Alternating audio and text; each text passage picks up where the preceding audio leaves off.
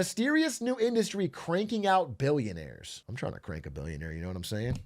Get some of that Elon Musk money. A new billionaire is created. I get a tattoo of their face on my chest. So when I had to get inked up 18 times over the last decade to celebrate a bunch of guys who became billionaires off of a mysterious new darling of finance called private credit, I just knew something was afoot. So afoot that it's got the rest of Wall Street fighting for a turn at the money hose, and of course a coveted spot next to my right nipple. So what's this thing that's getting everyone rich now? Huh?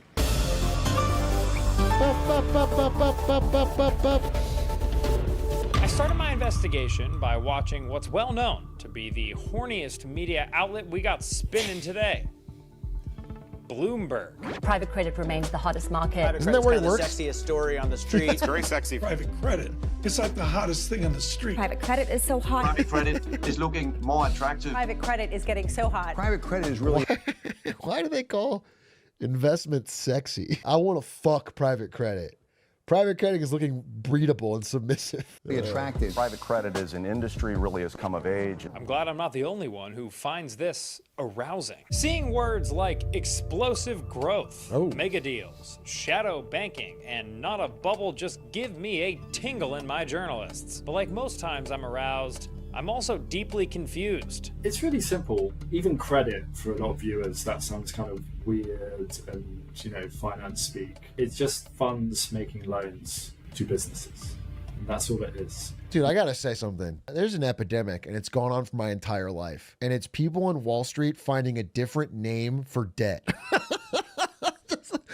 The big one we talk about is buy now, pay later, which is so funny because it's literally called buy now, pay later. That's what debt always has been and always will be. You buy something now, you pay for it later. That's just debt.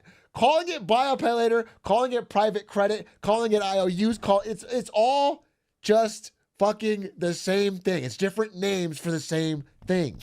And there's nothing really that sexy about it. Speak for yourself, Robert Smith, It is sexy, corporate though. finance editor at the Financial Times. FT? Some of us are attracted to That's my highly goat. profitable businesses and would love to get to know them better. Essentially, private credit is just a loan being made, usually to a pretty risky company, a highly indebted one, from a non-bank. So sometimes they call it... Oh, good. So it's a fancy way for a risky loan. That's never had any problems in American history. Like a CDO. Just make a really risky loan, but package it up in a nice name. non-bank lending, and it's an almost $2 trillion market. And it's up almost 10 times what it was right before the financial crisis. Maureen Farrell is a reporter for the New York Times covering Wall Street. Before the great financial crisis in 2008, you could essentially go to a bank for a pretty risky loan. Afterwards, because of all the regulations around banks, it became a lot trickier for banks to go take money from depositors and put it in a risky loan. They were worried about companies not paying it back. That's Yeah, why private fair. credit firms like Apollo, Ares, Blue Owl, and Oaktree swooped in from outside the traditional banking system and offered to lend to these risky businesses in exchange for some hefty interest rates and fees. This is making them rich as hell, and all those clams are attracting young professionals to private credit like a moth to moth food. You know what's funny is, the problem with things like this is when it gets so big that their failure can ruin the economy and they have to get bailed out. If these companies did not get bailed out, I don't have a fucking problem with it. If you want to give someone a risky fucking loan, be my guest. Then when they don't pay the loan, you lose. Your company fails. I don't care. That's fine. I really don't care. There's nothing wrong with it. Like, I tell people not to use Klarna, but I don't have a problem with Klarna existing because Klarna's going to go out of business. Klarna's a bad business. People aren't going to pay the fucking loans and they're going to lose it. I don't care. Like, I think it should be educated on. I think you need to know what you're getting into, but I don't care. Like, you're going to lose. But whenever these private credit companies get so deeply enmeshed in banks and government and get fucking massive that when they collapse with their bad loans and I have to pay it with my taxpayer dollars, that's when I get fucking pissed because that ruins the whole economy. If you want to be a loan shark, be my guest. Professionals to private credit like a moth to moth food. They are getting top talent, these firms now. People are graduating from Wharton or Harvard or MIT, and rather than saying, I want to go work for Goldman, they're saying, I want to go work for Apollo, or I want to go work for Blue Owl. Matt Wirtz is a reporter Blue covering Owl. credit for the Wall Street Journal. Recently, I was in Hudson Yards, which is this like fancy new kind of office area, and I was on the escalator, and the woman in front of me had a backpack, and it was one of those like swag backpacks. It was a nice one. I think it was an Osprey, and it had a Blue Owl logo on it. That's right, nothing announces the arrival of a Wall Street titan like a fresh new bougie hiking backpack. I have an NVIDIA backpack that I just took from work. I think it's mine. They gave it to me for Christmas or something. I have an NVIDIA backpack that has the logo embroidered on it, right? Black backpack, NVIDIA logo. And I was wearing it at the airport recently, like long after I quit. A guy came up to me and tapped me on the shoulder and goes, "You work at NVIDIA?" Like, when I worked there, nobody would ever do this in my fucking life. Ever. Not even close. And he was like, "How did you get that job? I've been wanting it so bad." He was like, "Bet you're pretty happy about the stock, huh?" This is like about a fucking year ago. And it was just so funny because that has never, ever happened to me when I worked there. And then after, he was like starstruck from the fucking logo of my backpack. When I worked there, my parents would lie about what I did. My parents would like have to explain something else because nobody knew what the fucking company was. Did you tell them that you quit? Yeah, I told them that. But I didn't tell them I was a streamer because I don't want to explain it. I was like, yeah, I work somewhere else now. Fuck your JanSport. And it seems like all these guys are making a decent amount of money without going through the usual Wall Street humiliation ritual. Was you at NVIDIA? I was the guy that hand soldered every single GPU in my garage. So if you have a 30 series, 40 series, or even 20 series, I built it myself. I would put it together. I made them with love. And it's American made, and it's raw and it's real. Taiwan took those jobs from me. Thanks, liberals.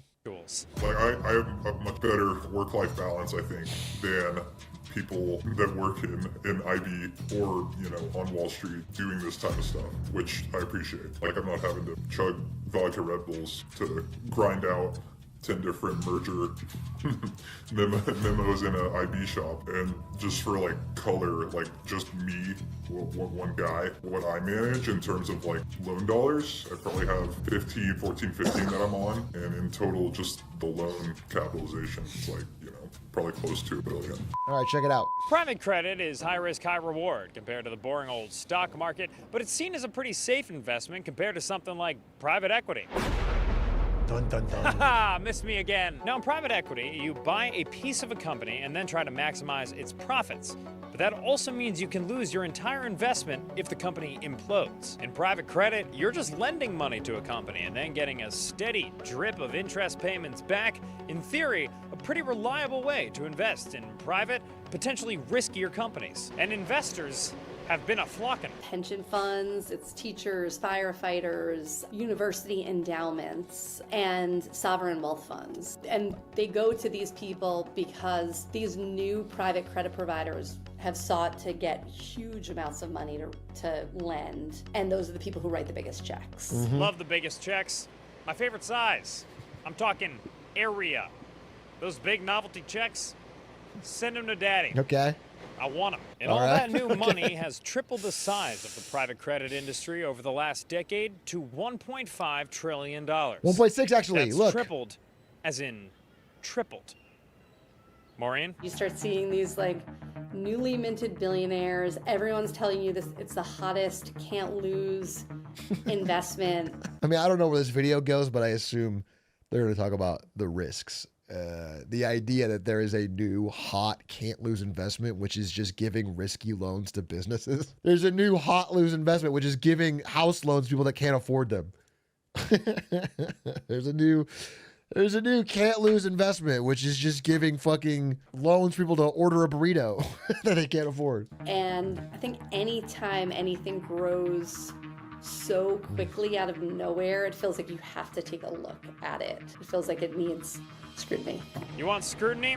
Well, let me take it from here, acclaimed New York Times journalist. While private credit is advertised as having pretty safe and steady returns, these companies borrowing money can be pretty unreliable and sometimes can't pay back their debts. In just the past year, the Chicken Soup for the Soul company couldn't pay back their loan of over $60 million.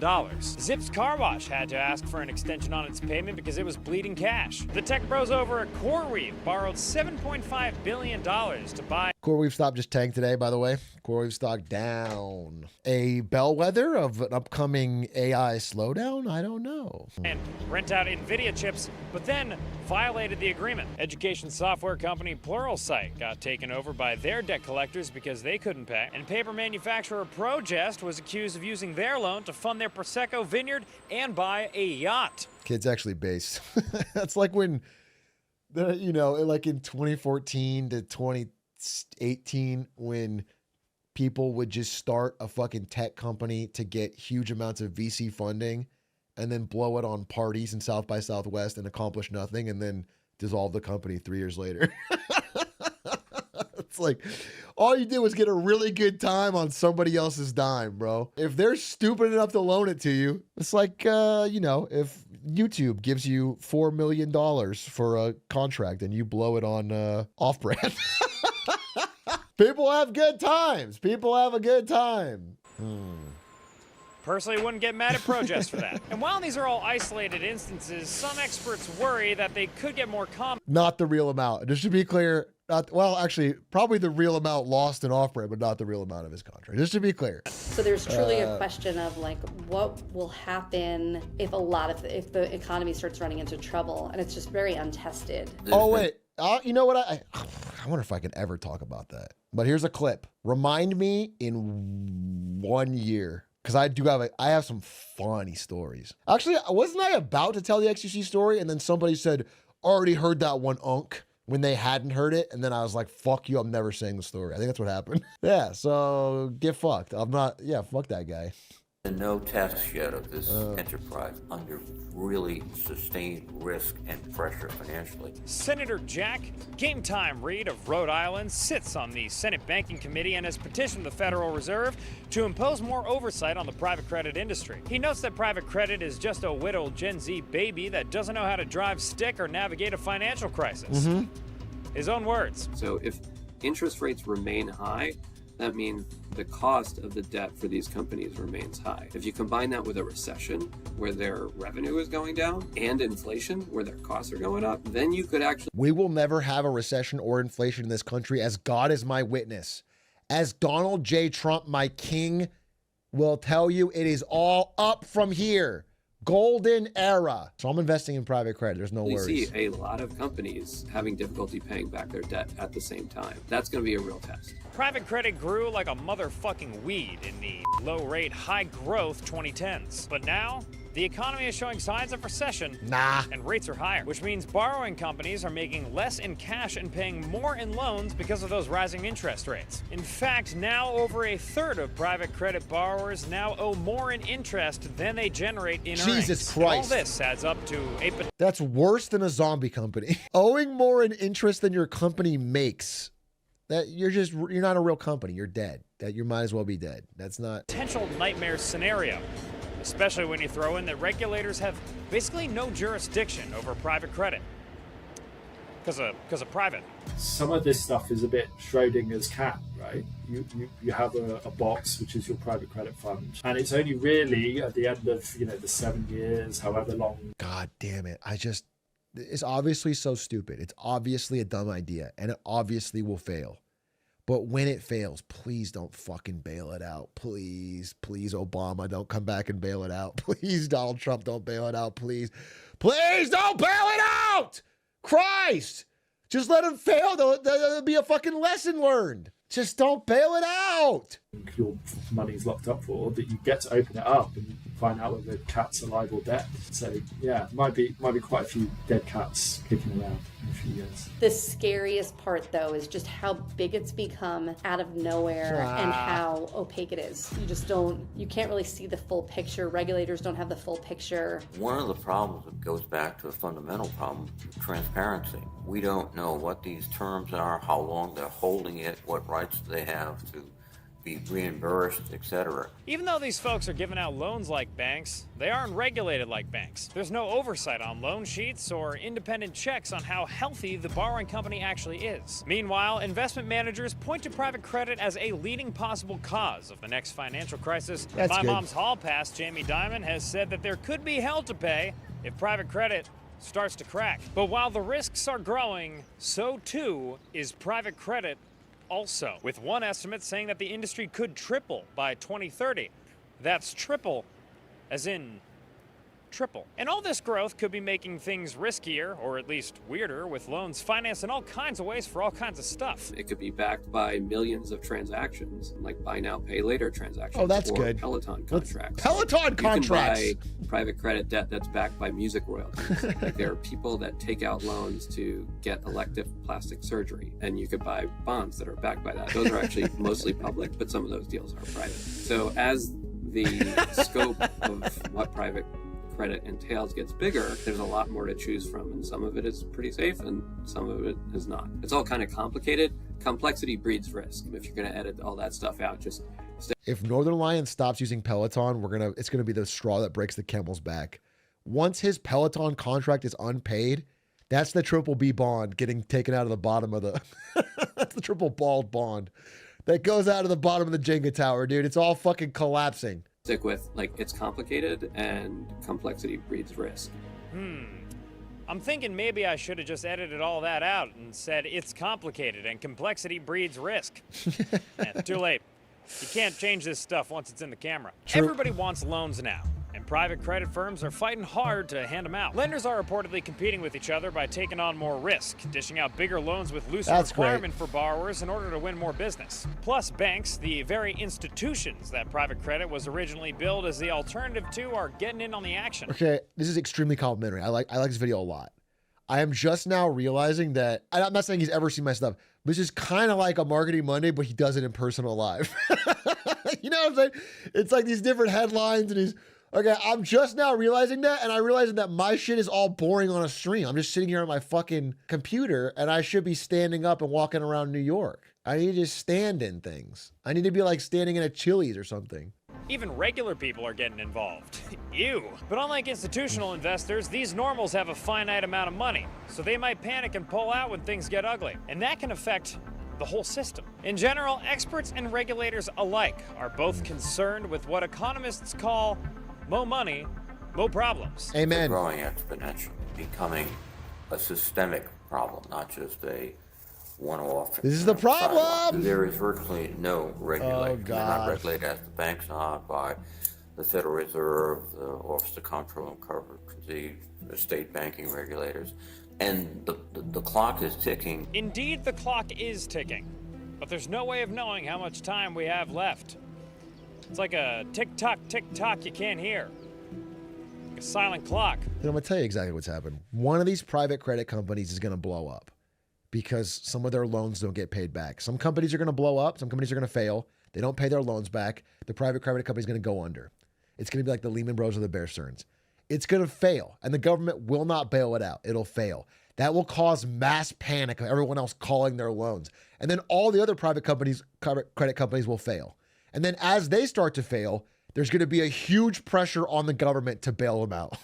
They're going to fucking walk down to Wall Street, all the CEOs, all the times, and they're going to be like, hey, this is getting systemic. It's going to bring down the banks. It's going to bring down the... And then they're going to get a fucking SVB-style bailout of all these private credit companies with government monies, and they won't fail. That's one of them will fail. One of them will fail, and the rest will live, and that's exactly what fucking happens every time. It's so fucked. They need to all fail, and they're just giving out bad loans and getting rich off of it. Why don't you want to bail them out? There's such a risk if they don't fail, if they don't get bailed. The reason I don't want to bail them out is because it creates the problem that has already been created in previous bailouts of moral hazard, where these guys know that if they give you a risky loan and it doesn't get paid back, they lose money. It's their problem. But if they give you 1 billion risky loans, if they give 1 million, if they get so big with their risky loans that it's a problem, then they're safe. So their bad decision is their problem when it's small, but it's everyone's problem when they go big. That is the moral hazard of these bailouts, which means every single time it's just a different flavor, but the same problem. of Wall Street just finding a new way to go as big as possible with something stupid because they know they're safe. They have to not be safe. They have to fail. They have to lose money. They have to have somebody go bankrupt. And when that happens, and the next time they go, well, I don't want to give out this risky loan. We had decades where nobody gave out risky loans in this country because they thought if I give out a risky loan, it doesn't get paid back, I'll lose my money, I'll fail. But now that there's like this fucking safeguard, that then of course the incentive is to give out as many as you can. Scary stuff, huh? Private credit is a lot of things. It's a lending system that provides cash for riskier businesses, that's largely unregulated, that's generated high returns and captured Wall Street's attention while growing their wallets. But it's also a black box of interconnected financial relationships that's growing and changing rapidly, and there's nary a peephole through which we can peep. But I guess maybe what you don't know can't hurt you. For good work, I'm Dan Toomey. Fire stuff. Good video. Thanks, Dan Toomey. Scary stuff.